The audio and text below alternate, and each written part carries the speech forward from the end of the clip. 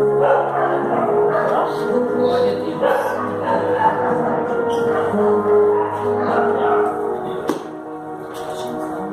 Glória a Deus. Diga eu sou ungido do Senhor. Glória a Deus. Salmo 20, verso 1 diz assim: o Senhor te responda no dia da tribulação. O nome do Deus de Jacó te eleve em segurança. Do seu santuário te envie socorro, e desde de Sião te sustenha. O verso de número 5 diz assim: celebraremos com júbilo a tua vitória, e em nome do nosso Deus hastearemos pendões. Satisfaça o Senhor a todos os teus votos.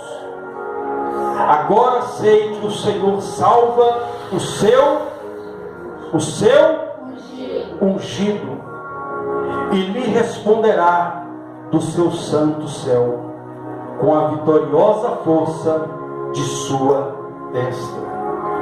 Uns confiam em carros, outros em cavalos. Nós, porém, nos gloriaremos em nome do Senhor, o nosso Deus. Amém? Amém. Deus pode se assentar, mas se assenta dando glória para Jesus. Glória Aleluia. Glória a Deus. Diga eu sou ungido do Senhor. Amém? Irmãos, nós vemos aqui um texto, na verdade um cântico, porque o livro de Salmos são cânticos entoados a Deus, mas são cânticos proféticos que falam das grandezas de Deus, dos feitos do próprio Deus. E são cânticos também que relatam situações de homens e mulheres que viveram, enfim, situações adversas, mas que contemplaram o mover de Deus na sua vida, porque entenderam que são ungidos do Senhor. Então, a partir de hoje, saia daqui com essa certeza que você é ungido, é ungida do Senhor. Pastor, o que é ungido? Ungido é uma pessoa separada por Deus. No Antigo Testamento, quando se ia separar ali os sacerdotes, quando ia se separar aqueles que iam desempenhar algum ofício na casa de Deus, eles eram ungidos ali com óleo. Em outras questões, pessoas eram ungidas para serem curadas, para a cura, e outros, eram ungidos, enfim, na área medicinal, para a cura, como eu já disse, outros para a separação. E todas as vezes que Deus ia separar alguém com um propósito, Deus levantava um profeta, como levantou Samuel, e disse: Samuel, vai até a casa de Jessé o belemita, porque dentre os seus filhos tenho me provido de um novo rei. E a Bíblia diz então que ele vai. E quando ele chega na casa de Jessé, ele avista Eliabe, o irmão mais velho de Davi, e ele diz: olha, certamente perante mim está o ungido do Senhor. A Bíblia diz que Deus, na mesma hora, Deus brada no céu de Samuel, Samuel, não atentes para a sua aparência, você vê o que está por fora, porém eu vejo o que está no coração. Então Deus, quando Ele separa alguém, Ele já conhece a intenção do coração da pessoa, Ele já sabe se a pessoa vai ser um instrumento ou se a pessoa vai ser um argumento, vai ser uma catástrofe. Deus conhece, mas mesmo assim Deus unge. Deus mandou que ungisse Saul. Saul começou muito bem, mas terminou muito mal. Então entenda uma coisa: o que importa não é como nós começamos a caminhada, o que importa é como nós vamos terminar a nossa caminhada. O que importa não é como você começa na unção, o que importa é como você vai terminar na unção. Davi começou muito bem, mas também terminou muito bem. Teve lá os seus percalços, mas entendeu que ele era ungido do Senhor. Saul começou muito bem, mas não entendeu que era ungido do Senhor e acabou muito mal, a ponto de ele mesmo se suicidar. Então nós temos que entender que somos ungidos, que somos separados. E se nós somos ungidos, não podemos viver de uma maneira igual ao mundo. Temos que viver como ungidos, temos que viver como separados, separados para Deus, separados para o Senhor. Porque quando Deus chama alguém, quando Deus unge alguém, quando Deus separa alguém, há um propósito de Deus a ser realizado. Pastor, mas eu não faço nada na casa de Deus. Mas você é ungido do Senhor, porque Deus te escolheu, e o dia que Ele te escolheu, você diz: eis-me aqui, Senhor, eu entrego a minha vida nas tuas mãos. E automaticamente a unção dele, ou seja, a presença do Espírito dele, veio sobre a sua vida. É por isso que você luta contra o pecado, por causa da presença de Deus.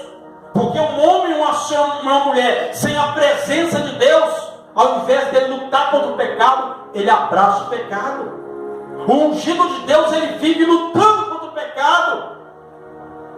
Ele não vai ser uma pessoa 100% santo, não. Nós estamos sujeitos a errar, estamos sujeitos a falhar, mas uma coisa é a gente gostar, uma coisa é a gente viver na prática, uma coisa é a gente ser escravo dessa prática, outra coisa é a gente lutar e declarar que Jesus Cristo é o Senhor da nossa vida e que o pecado não pode ter domínio sobre a nossa vida. Porque nós estamos debaixo do sangue do Cordeiro Eterno. E este sangue tem poder para purificar todo o pecado. Mas o problema é quando a pessoa erra e não confessa. Quando ela não clama sobre si o poder do sangue de Jesus. Porque ela ainda não entendeu que é separada, que é ungida. Olha o que a Bíblia diz: muitos são, mas poucos escolhidos. Poucos são os ungidos. Poucos são aqueles que querem verdadeiramente renunciar à sua vontade para viver a vontade de Deus. E dentro desse texto nós vamos entender algumas posturas que o ungido ele tem e que ele entende como ungido na presença de Deus. O salmo começa dizendo: o Senhor te responda no dia da tua tribulação. Diga: Deus visita o seu ungido na hora da angústia, quando ele ora ao Senhor. Diga: ungido tem que ter uma vida de oração. O ungido tem que ter uma vida de oração. Ele diz: o Senhor te responda no dia da angústia. Só obtém resposta quem ora. Só obtém resposta quem clama. Só obtém resposta aquele que busca a paz do Senhor. Olha o que a Bíblia diz: na minha angústia clamei ao Senhor e Ele me ouviu.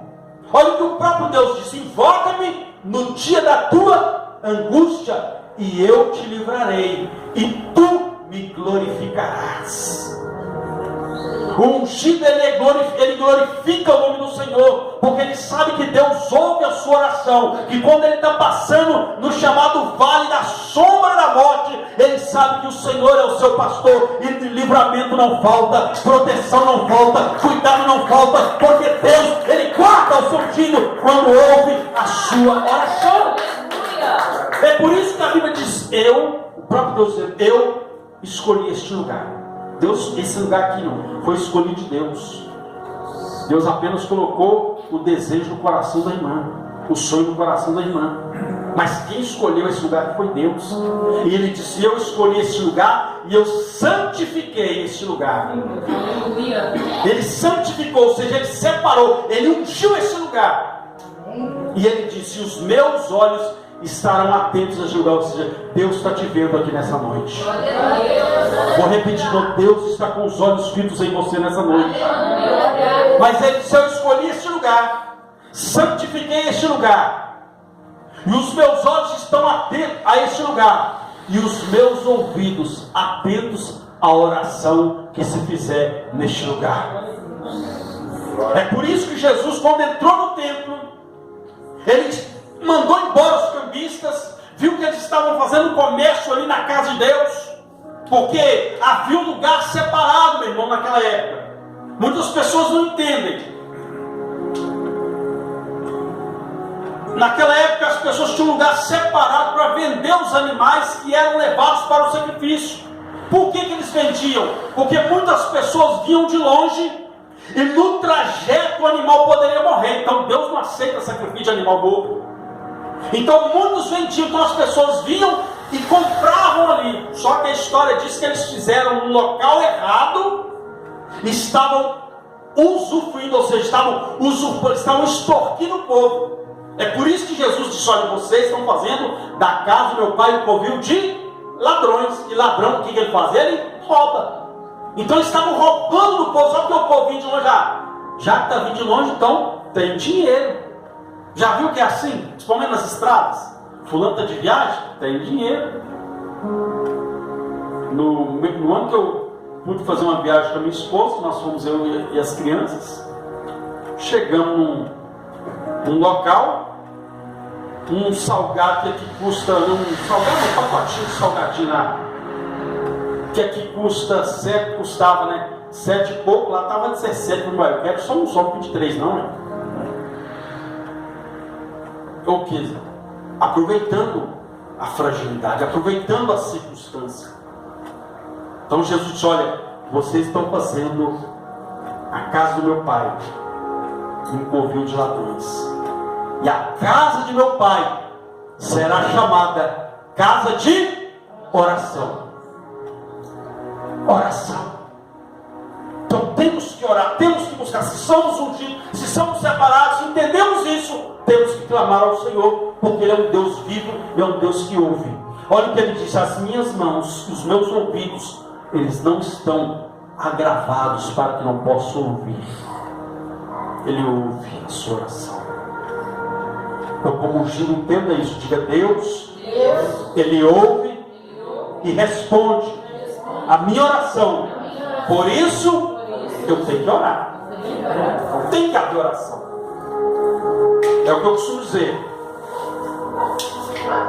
Muita oração, muito poder. Pouca oração, pouco poder. E nenhuma oração, nenhum poder.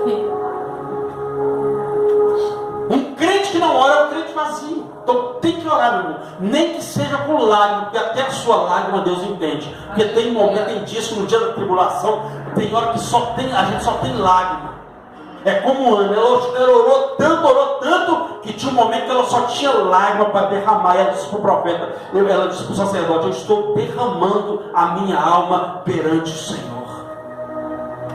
Já não via mais a palavra, sair palavra da boca dela, apenas um bocejar e as lágrimas descendo. Mas ela saiu dali com a resposta, porque ela entendeu que Deus ouve a oração do seu filho.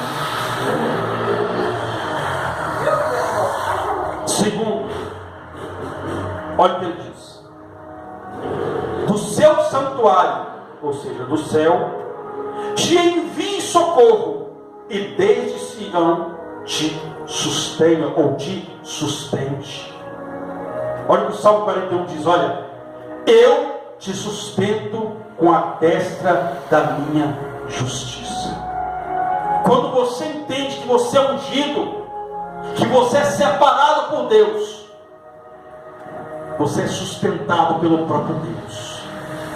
Tem pessoas que dependem da economia. Não, a economia está ruim, então eu vou. Não, meu irmão. Quem sustenta o homem de Deus, a mulher de Deus, é o próprio Deus.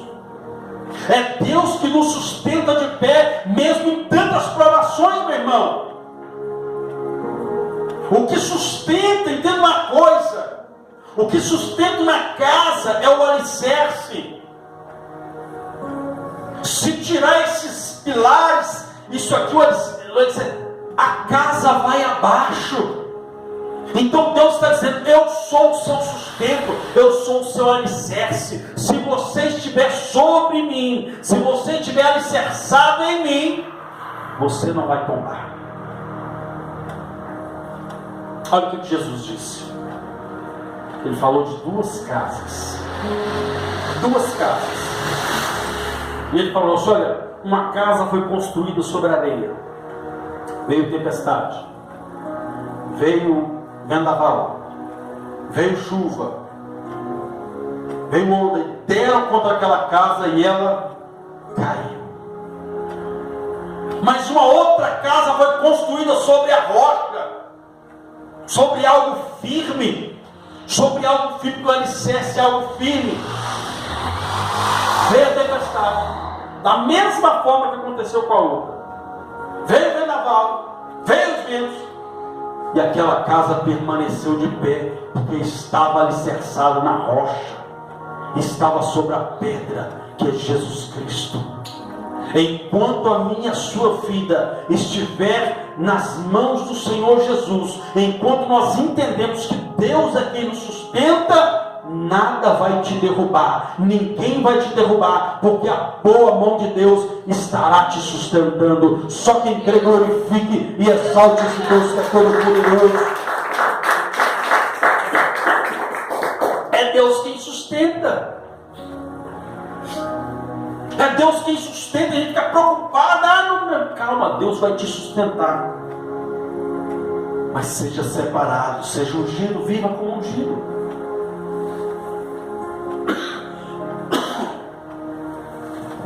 Verso 6 assim, 5, 6. Celebraremos com júbilo a tua vitória, e em nome do nosso Deus hastearemos pendões. Satisfaça o Senhor a todos os seus votos. Diga ungido, diga ungido. Ele compreende o valor de um voto.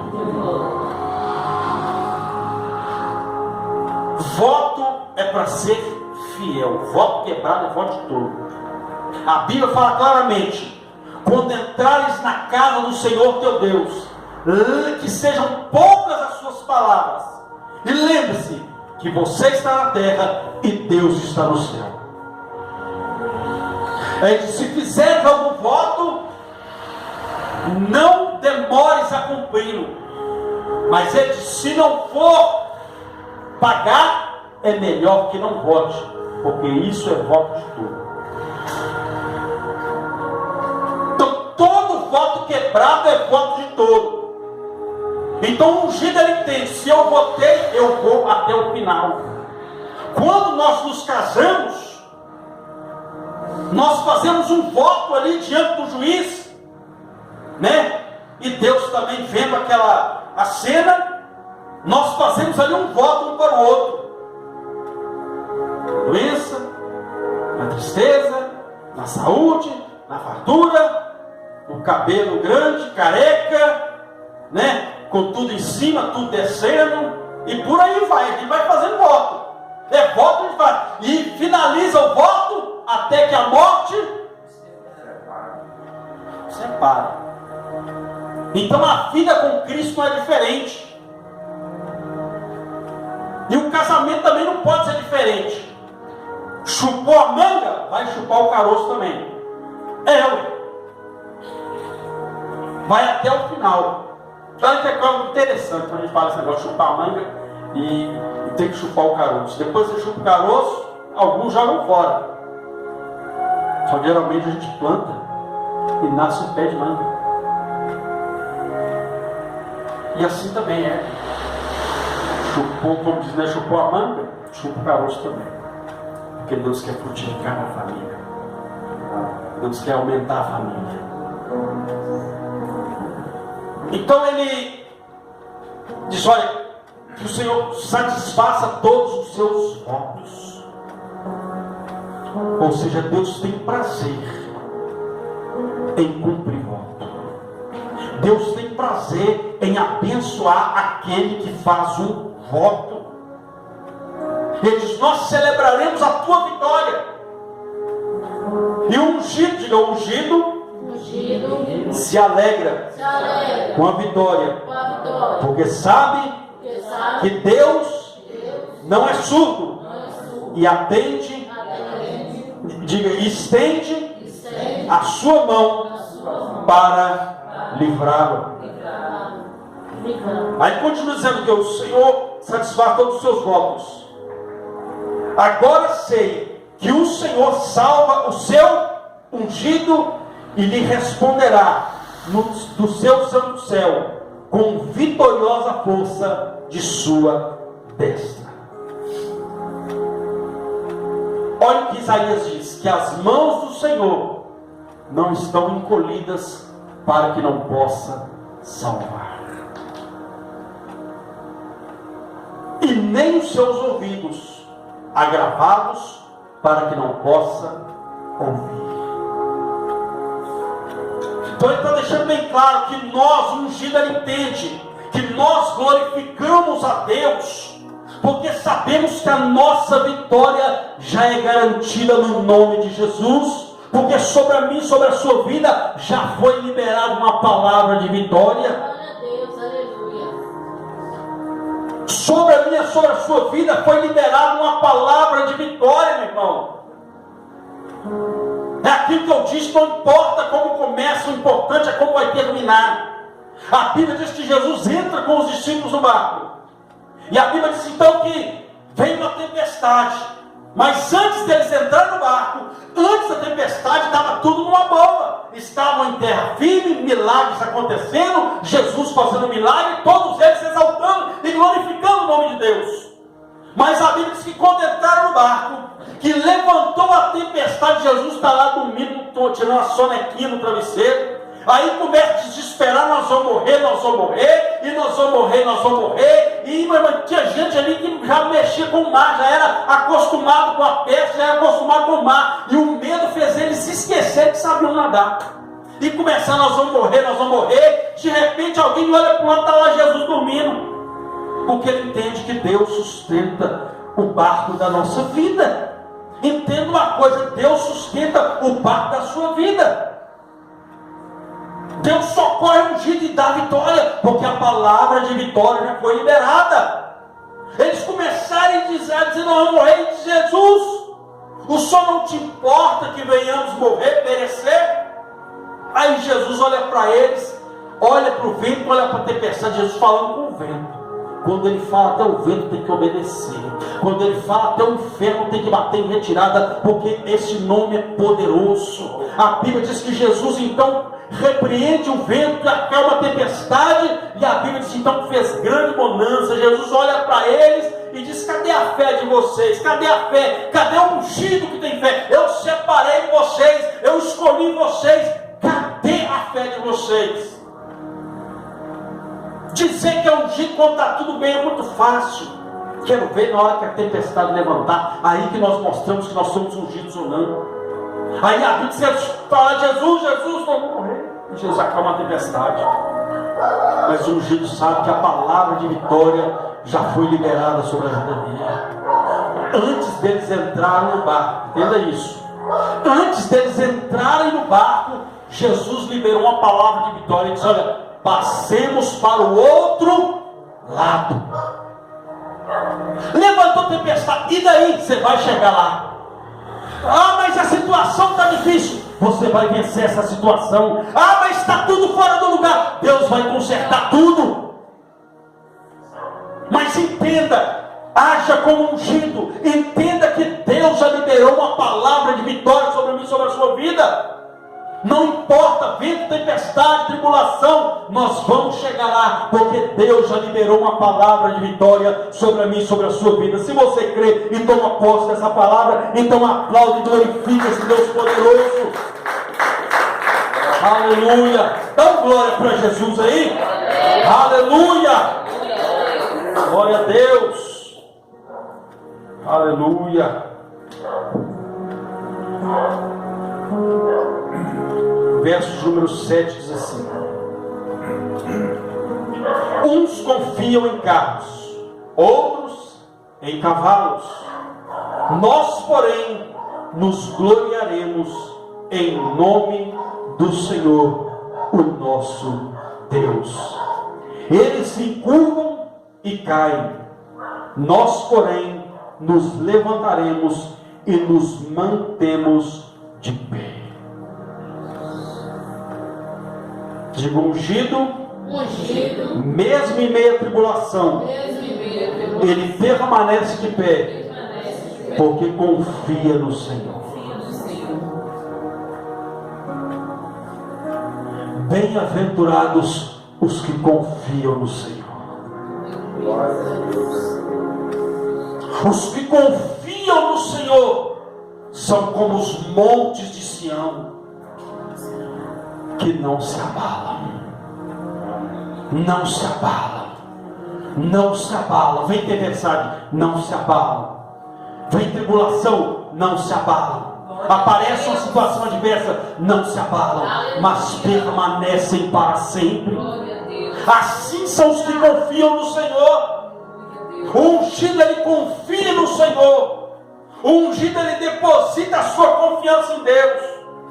Olha o que a Bíblia diz: mas os que esperam e os que confiam no Senhor renovarão as suas forças e subirão com asas como águia, porque o Senhor, ele dá força ao cansado e vigor àquele que não tem nenhum.